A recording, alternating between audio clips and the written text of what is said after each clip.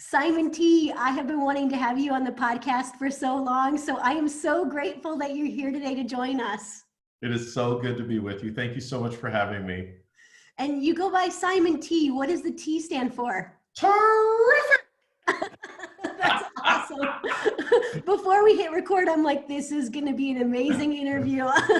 I love your energy, Simon T. And what I want to start with is just tell us a little bit about your passion and what you do right now. So my goal in life is very simple, to hug people with my words. So I wake up every single day to figure out how do we virtually, how do we do it in written form, how do we show up every single day just to let people know that they matter and that they can create their future. And then I am the proud father of two amazing young adults, Daniel, who's 21, my son, and Madison, my baby girl, is 18. And we can talk business all day long, but my first most important job is to be a great dad, first, business person second. Yeah, that's excellent. Good order of priorities, in my opinion. So give us a little sense in terms of like how you got to where you are, a writer, a speaker. I read about your background in the books that I have that you wrote, but give us a little sense for those people who are unfamiliar. So let me just start with, first of all, I am flawed. I have failed more times than I can count on one hand, and I am perfectly imperfect. And the reason I want to start there is so many times you go to the dictionary and everybody's all about success, but I discovered that failure comes before success. To compress 30 years, 30 plus years, attempted suicide, college dropout, went back to college, took me 10 years to finish my undergrad degree, took me 2 years to get hired at Disney, 10 different interviews over a 2-year period. Finally, Disney realized I wasn't going away.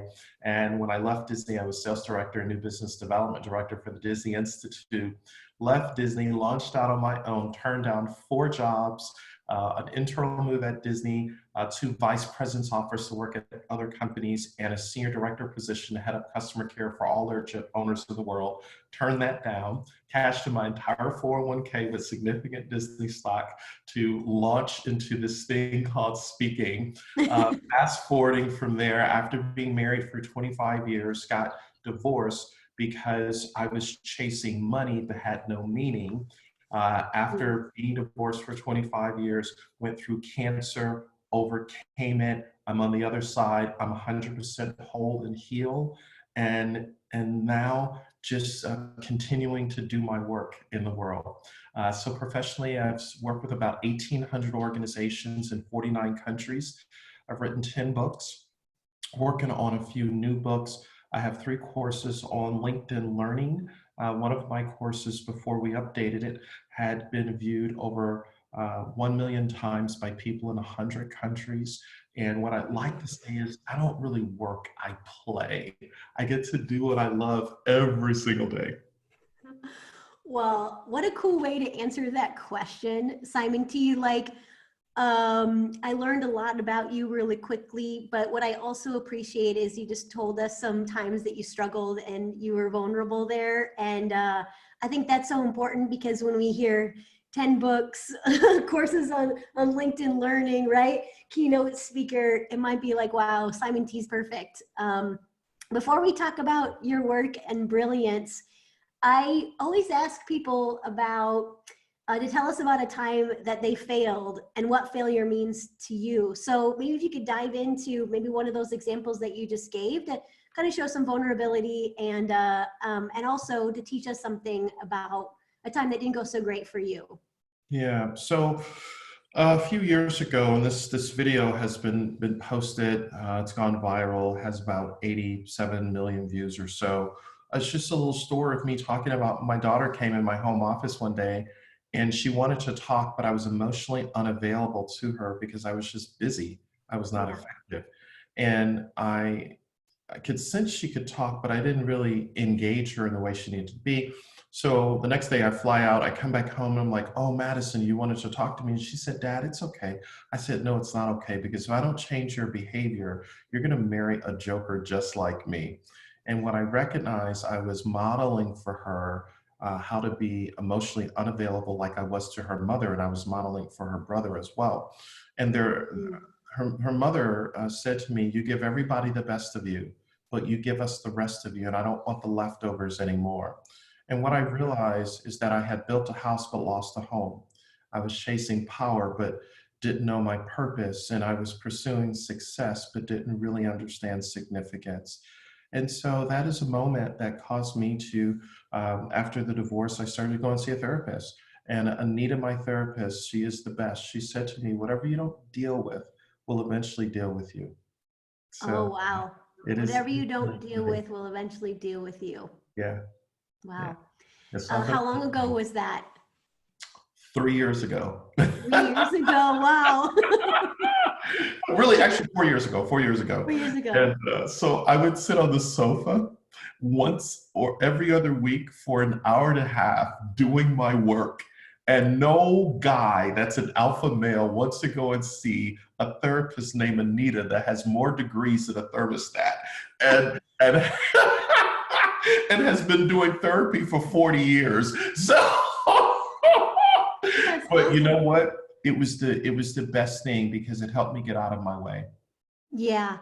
I find that, I mean, if everyone could have a coach or a mentor, a therapist to really help them. I have one, Simon T, somebody that I've worked with for, I don't know, 7 years. Wow. Yeah.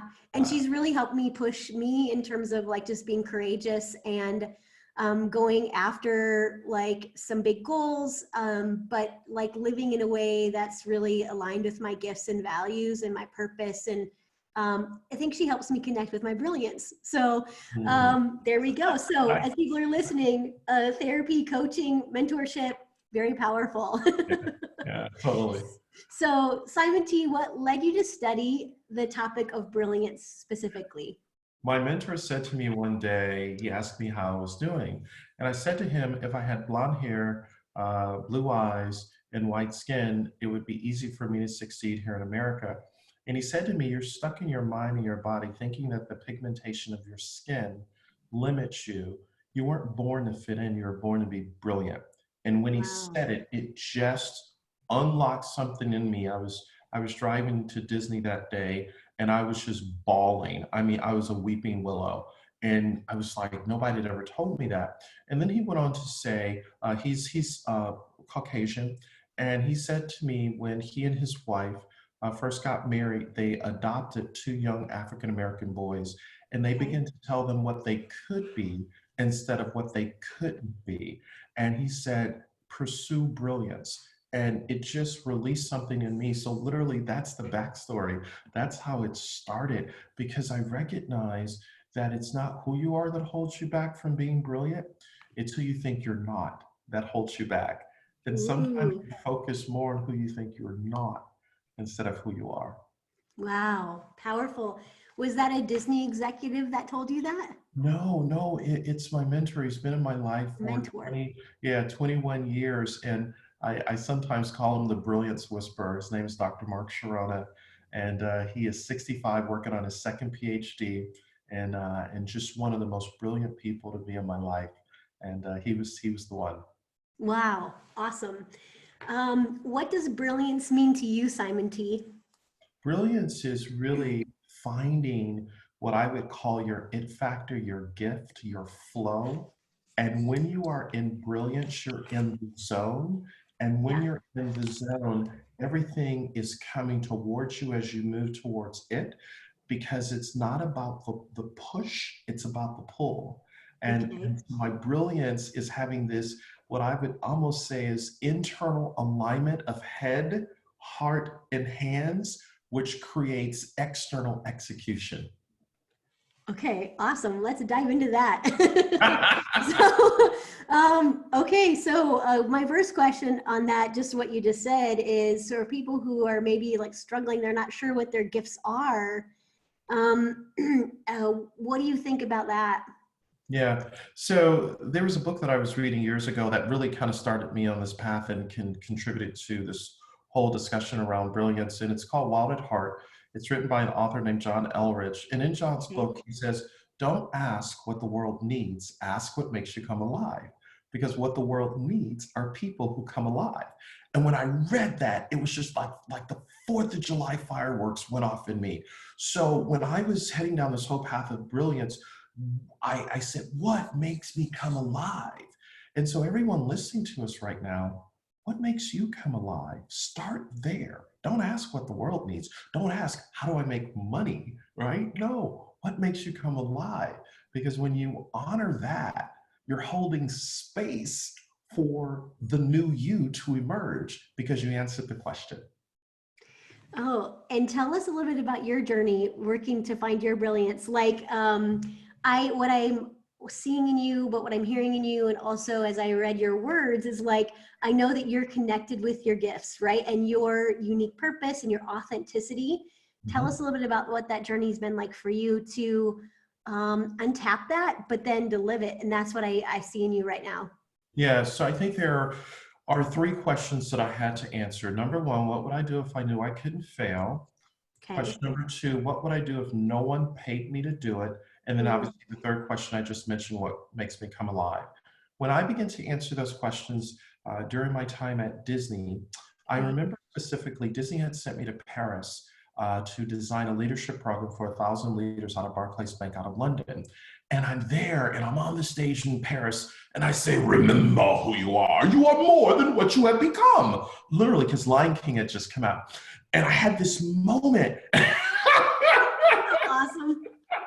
And I went back to my hotel room that night and I asked myself these 3 questions in Paris. And I said, I want to speak, I want to write, I want to train, I want to consult, I want to coach. And when I recognized I was saying yes to my destiny, but I was also being invited to rehearse the future by embracing, I want to speak, I want to train, I want to consult, I want to do all these things. So when I came back from Paris, Disney promoted me to sales director at Walt Disney World for the Disney Institute. And I said, I will only take the job if I can still do some of the training programs, even though I'll lead a team and be responsible for profit and loss. But I had to do that because I realized, oh my goodness, it may be time for me to leave one day.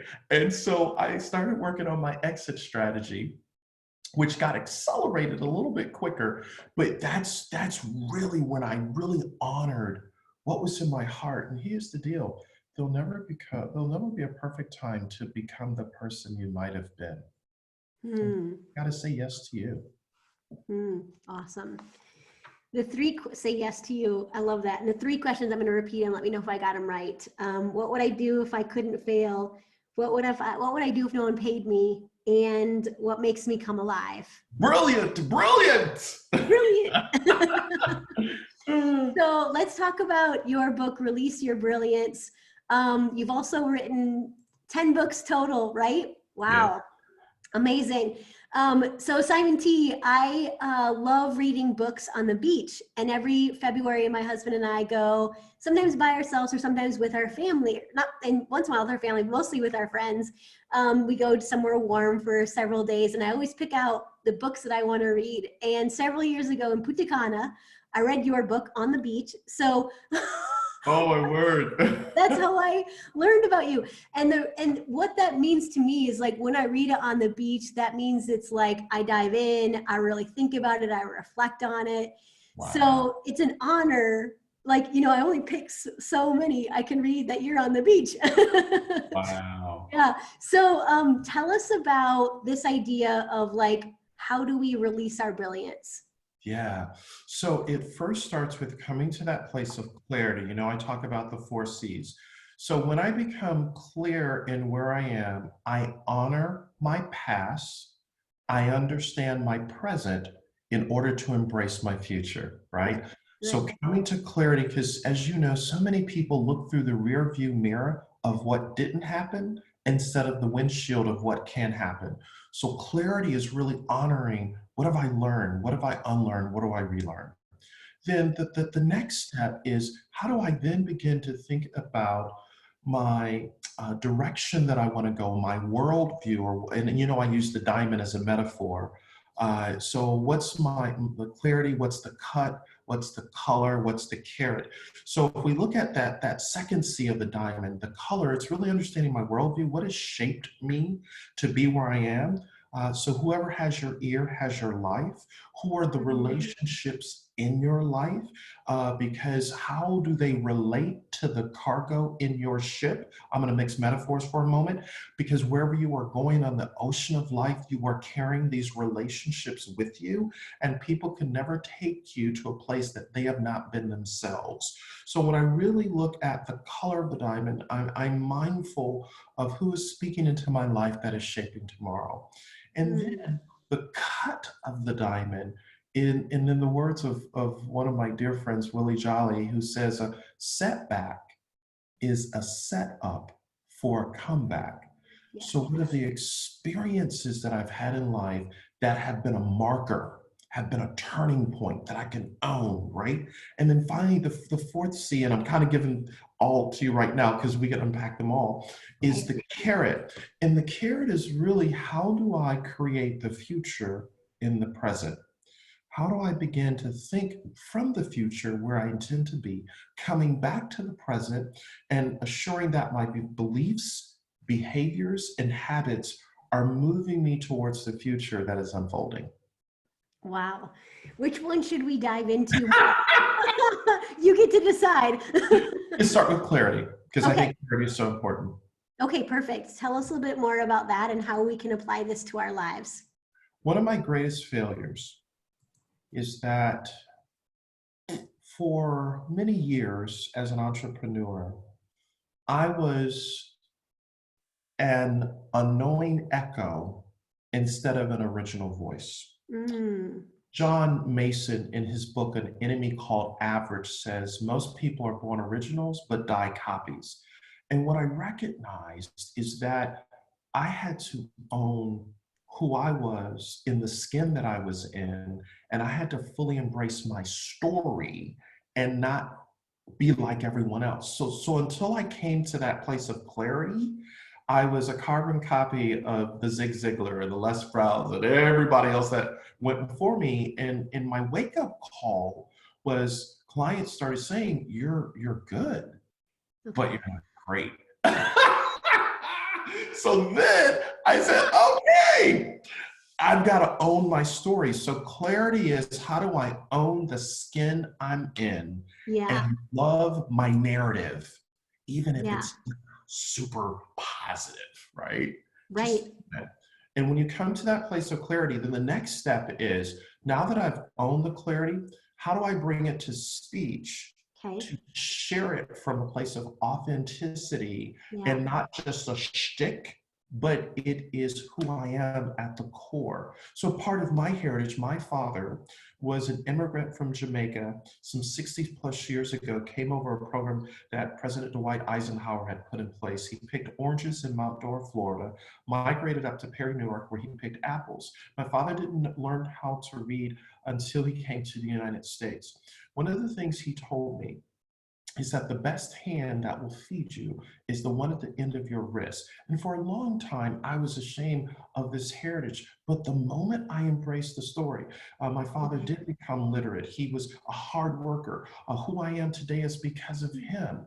All of a sudden, I had clarity that I could not disconnect myself from yesterday, but I had a choice to create a better tomorrow.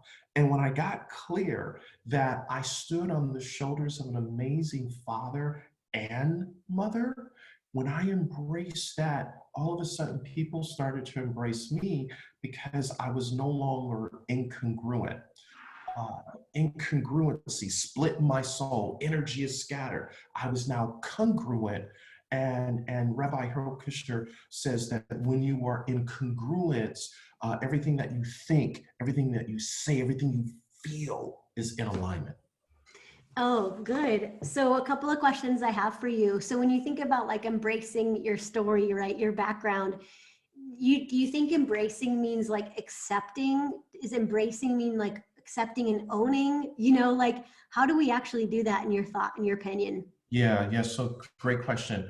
It's, first of all, I think if you were to sit down and just take a sheet of paper and write your story down, That's the first step in just understanding what it is. I think the second thing is, now that I've written it down, what do I believe? What do I know? What do I accept? And when you get really clear after writing it down and having that reflection, then it begins to impact your speech and how you talk about yourself to others. Mm. So you mentioned something about authenticity. That's also one of the things I really enjoyed about your book, Simon T. And I think it's also because like I'm working to be my most authentic self, right? And so I'm on my journey to own my story, like you just said, and show up as Cindra Camp off in every situation, in every possible opportunity. So in terms of the topic of authenticity, since we're talking about that now, how do you think that relates to like releasing your brilliance? Yeah. So when I release my brilliance and I show up in my authentic truth, three things happen. Okay. First of all, it's not about me, it's about we. Mm, Uh, when I make it about we and not me, what I'm understanding is when I'm in the ego area of my life, me, ego is edging greatness out. So when I am truly about we, I understand, let me put it to you this way.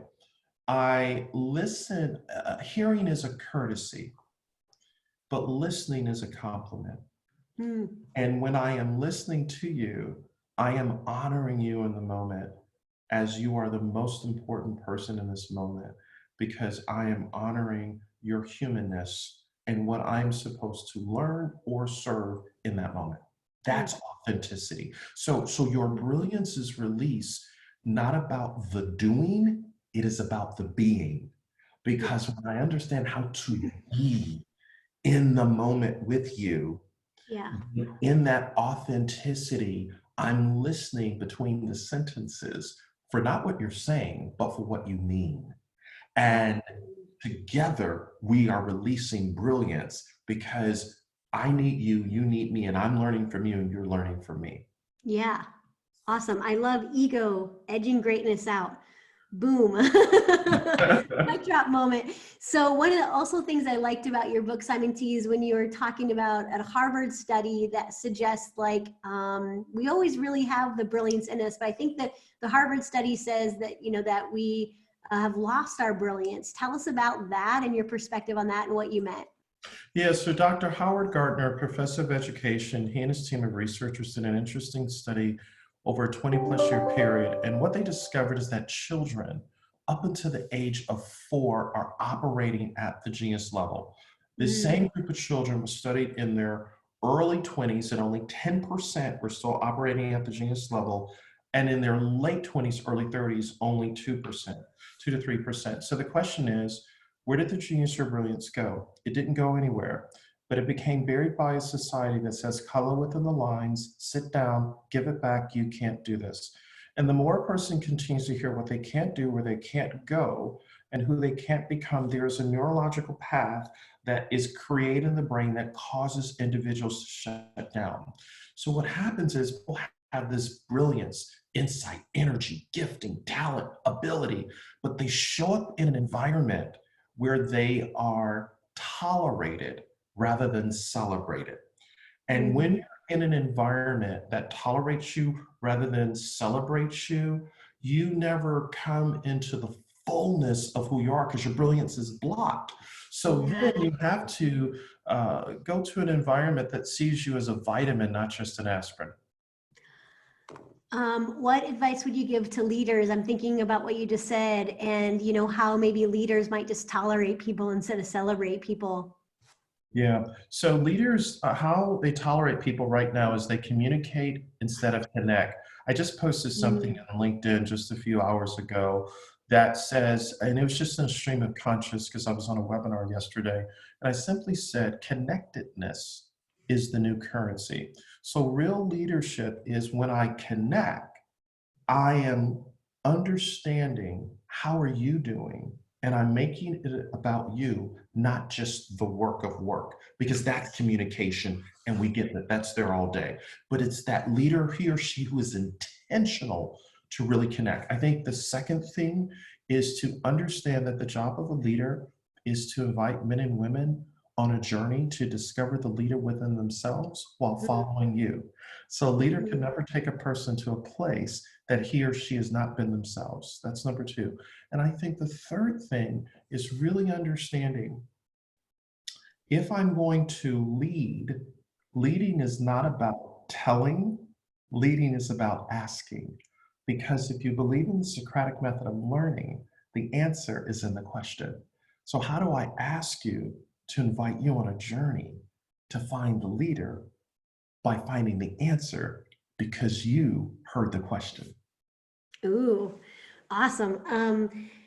Connection is the new currency, not just like communicating, right? So that personal relationship. And I think right now it's so important to ask people how they're doing and to really like show care about them because we all need Absolutely. that. Absolutely. Yeah, go ahead, Simon P. Yeah. So, when I say connectedness is the new currency, to what you just said, it's also letting them know that they matter. And Yeah, as they are now dealing with changes of, spouses back home, kids are yeah, home from school, and how we want each other to evolve, it's just taking a minute to say, it's okay if there's a barking dog or if the cat runs in or if the child, it's okay. And we as an organization are not going to think differently about you because you're dealing with variables that can't be controlled. And it's that leader that is both empathetic and also authentic at the same time. And that's what people really need during this time. yeah. Isn't that true? And I also see those are the people that we want to get behind, the authentic leaders and then the empathetic leaders. So two qualities that are excellent. So Simon T, what do you think gets in the way of people like releasing their brilliance? So, some of the brilliance blockers, number one is people stand in their own way Mm-hmm. because they never upgrade their verbal software. Language is the software of the mind. So, if you want to see where a person is going, spend time listening to how they talk to themselves about themselves or how they talk about others. I think the second thing that blocks a person's brilliance is inconsistency. So, as you know, at the beginning of the year, everyone sets a New Year's resolution. Well, I think we need to debunk New Year's resolutions, and I think we need to focus on intentional outcomes. Because when I am intentional about an outcome, I don't do it with a gun held to my head. I do it because I want to, and I make incremental improvement every single day. So, inconsistency blocks brilliance. Okay. Okay, excellent. I'm thinking about the diamond metaphor and the three C's you were talking about in your book. And you said, I'll quote you right now. You said, diamond people understand the connection between thoughts, beliefs, actions, and outcomes. And I think that's a little bit about kind of what you're getting at right there. Tell Yeah. us why that's important and how you see like people that are connected with their brilliance, how they do see that connection between the thoughts and the actions. Yeah. So what you think about, you bring about, right? Mhm. So as I think, so I become. And the reason it connects to beliefs is the prefix for beliefs is to be, right? So if I'm going to move from my thinking to my being, I have to be mindful of how am I showing up in what I'm releasing out of my mouth, because language carries energy, okay? Then the reason it moves to action is because now I'm mindful of here's what I'm thinking, here's what I'm saying, here's what I'm feeling, and now let's put my feet in motion to go towards it. So it's the action step that increases my faith and my belief in my being that I'm moving in the right direction. Let me say it to you a different way. So Perfect. the moment you get in your car and you put the key in the ignition, you turn the car, depending on how the car is positioned, your goal is to drive forward until you actually put the key in the ignition and turn the car over or hit the button and it starts. The car has all the potential to move, but it won't move until you do it. So, in other words, some people just need to do the work and get in motion. And as you get in motion, you will figure it out. So, I'm in the car, I'm heading to a destination, but sometimes GPS has to say reroute because you're going in the direction you don't want to go. but it would have never rerouted if you were not in motion. Yeah, excellent.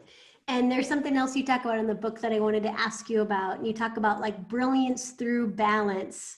And I just thought this was really powerful, and I wanted for you to share it with those people who are listening. So tell us what you meant by that. Yeah, so and I wanna update my thinking, because one of the things I realized when I wrote that, Okay, I believed everything needs to be in balance. And sure. here's the God's honest truth. Yeah, Here is no balance. I It's know. integration. How do I now integrate my brilliance into the core areas of my life? Okay. So, for those that are listening to us right now, if you were to rate yourself on how are you doing spiritually, health-wise, family, financially, educationally, socially, and how do you integrate instead of having balance? How do you integrate all the parts of your life to get the best outcomes? And that comes with reflection, feedback, and action. Nice, nice, excellent. Okay, I completely agree that I don't really like to use the word balance because I'm not really sure what that means. And I think the word balance means like when I use it, that it's like, well, it's everything is perfect, but it Yeah, ebbs yeah, and I get flows. that. Yeah. Yeah. When you think about your books and either this book, Release Your Brilliance, or the other books that you have wrote, which one or which concept from the book do you think is most helpful right now for people who are dealing with uncertainty and change in COVID-19? Yeah. So the thing to think about as it relates to your brilliance is we do what we do until it doesn't work. And brilliance is shifted when I understand that my tomorrows are better than today and the future is created in the present.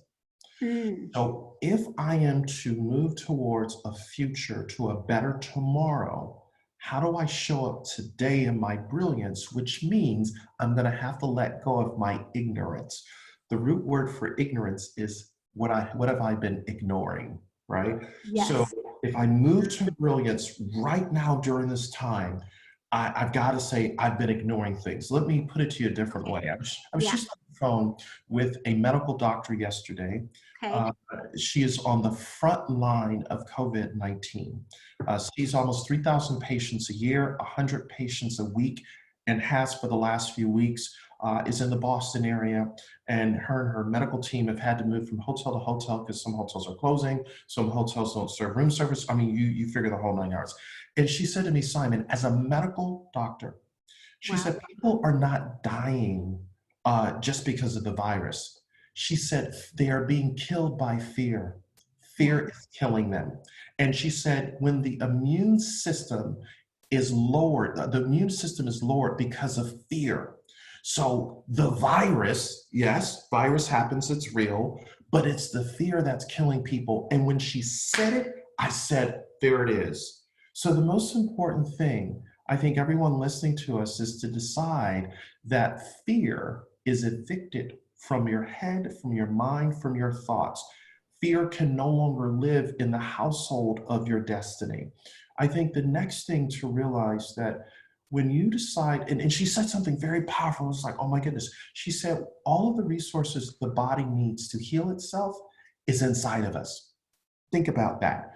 So if Wow. we're going to overcome COVID-19, I just decided I hear about COVID-19. I'm Right. going to wash my hands. I'm going to do everything I'm told to do. But COVID-19, I choose not to participate because I need to create the future starting today. Wow.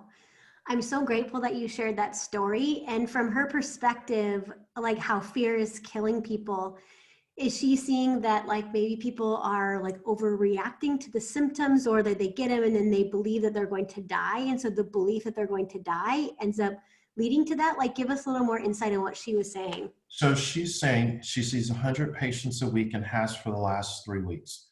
She said a person comes to a hospital where the entire hospital is COVID-19 patients, and they are gripped in the vice grip of fear that, oh my goodness, I'm going to die, because the prevailing narrative that they have heard, right? Coming to the hospital is, okay, you know the prognosis. But then what drives it even more is isolation because you're not connected to family. Family cannot come and see you. So if you are isolated as you now go through this, you are alone with your thoughts. And fear becomes more powerful than the belief that I will get through this. Yes. There is a cure. I will breathe again. And so when we find that resolve within ourselves, as I was listening to her, is to not be overwhelmed by the fear all around you, but find your place of strength to say, I will get through this. I'm so grateful that you shared that, Simon T. And I think about your perspective on, like, that you're just not going to participate in COVID-19. Yes, you know what to do, like how to care for yourself right now. Yep. Yep, exactly. I'm doing Yeah. it. Yep. And you're in Orlando, which there's a lot of people who live in Orlando. Give us a sense of, like, because I appreciate your positivity and just like you seeing the opportunity. Tell us how your business has shifted, because I want people to hear that too, that this time isn't easy.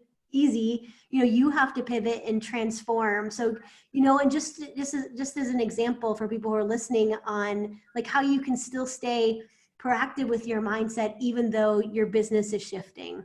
Well, first of all, I lost 6 figures worth of revenue confirmed and contracted inside of a 7-day period. In less than 7 days, 6 figures of revenue gone. That was supposed to be realized in 45 days. And after I had my moment, right? And anybody who says that they never have moments, they will sell you a piece of swamp land later. Okay, so don't believe them. Yeah. I had my moment and I honored it. I said, okay, here's where we are. But I went to bed that night and I got up the next day and I took a shower and I shaved and I got in motion as if I had some place to go, if it was only from my bedroom to my home office.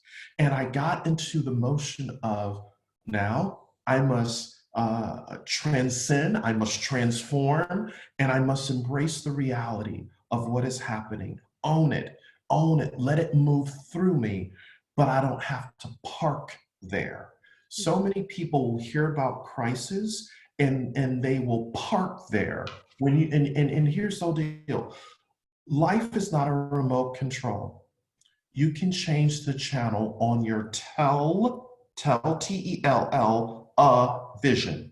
Life is not a remote control. Change the channel on your television. And that's what I decided to do. So number one, I limited my media intake. I have not watched the news in 24 hours.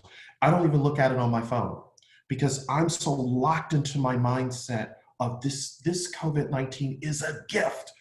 Second thing, I time block and I talk to people specific times, but if they want to go into the crisis and people are like, you know what? I am so sorry. I got to go. Have a nice day, because I don't want that thinking to jump on me. And then the third thing is I reach out and I encourage people via text, via video.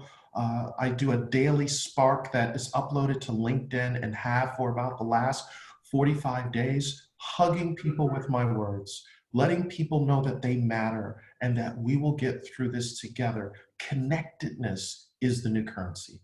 Awesome. Boom, there we go.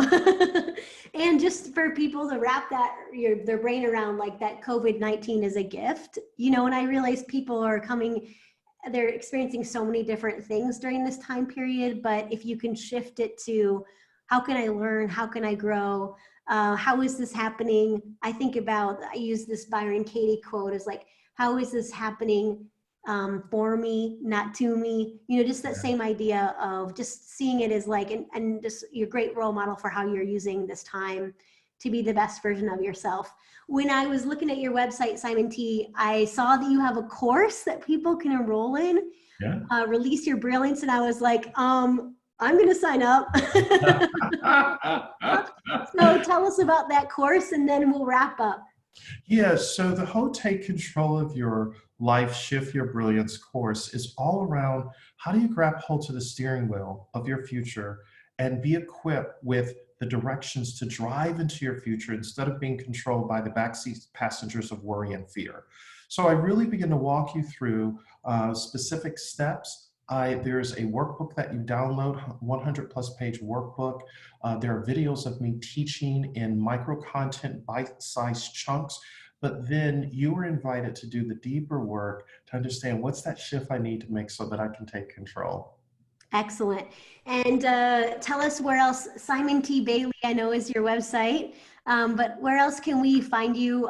LinkedIn, I love the idea of like the Daily Spark where we can follow you there. Yeah. Where's the best place to like buy your books and then follow you? Yeah, certainly you can go on Amazon. All of my books are there. I do have 3 books available on audible.com, so if people like to listen, and certainly all of my books are in ebook form as well. So Awesome. And Amazon is there, are you on LinkedIn, is that your best social or is there another yeah, way? LinkedIn is my #1 platform that I love. I love LinkedIn, Instagram, and it's all my name, Simon T. Bailey, T like terrific. T like terrific. People are going to get that. So Simon, I wrote down some things that I thought were most powerful today as a way to wrap up. So people, if you haven't been taking notes, get your notepad out, write these things down. So these were my nuggets that I took from you today. We are not born to be small or to play small, but we are born to be brilliant and to really tap into our brilliance. The 3 questions that you suggested we ask ourselves, like to help us really connect with our brilliance. You said, what would I do if I couldn't fail? What would I do if people didn't pay me? What makes me come alive? Yes. And I loved our conversation about like authenticity, embracing your story, owning your story. We talked about ego is edging greatness out. Yes. And just like right now, what people need in terms of leadership is like empathetic, connected leadership that is authentic. And then the end about fear. I think just this idea that we don't want to let fear kill us. Yes. So making sure that we're staying in the present and connecting to our gifts and our brilliance at this time. So wow, that's awesome. I want your notes. I can't hardly read them, but kind of messy, but it doesn't matter. So Simon, thank you so much for joining us today. I know everybody is so grateful that you were on the podcast today. Thank you so much. Pleasure to serve you.